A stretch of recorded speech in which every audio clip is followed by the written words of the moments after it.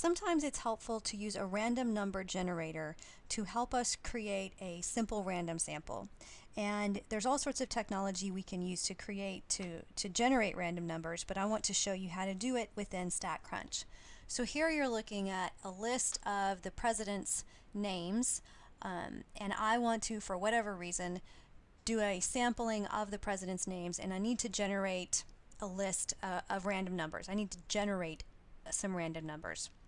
So if, for example, I want to I want to draw 5 names out of the hat. So here I have all of the president's names in a hat, and I want to draw 5 of those names out of the hat at random. I can do a random generation using StatCrunch by going to Data, Simulate, Discrete Uniform. And I said that I wanted to choose 5 names out of that hat. Well, I need to allow, in case, while I'm doing that, in case we're generating numbers that are repeated, so I'm going to, instead of doing 5, I'm going to go ahead and do 10.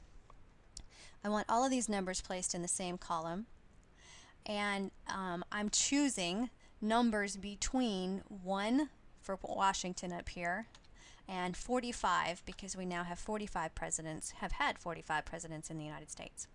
And I'm going to use the dynamic seed down here and leave that alone. So I'm going to just randomly generate 10 numbers between 1 and 45 to be able to represent me choosing numbers out of a hat, or choosing names out of a hat. And that's what showed up in this discrete column right here. Now if I was associating pulling the names out of the hat, the way that lines up is in this first number that was randomly generated, number 20, then that stands for Garfield. So I pull Garfield's name out of the hat.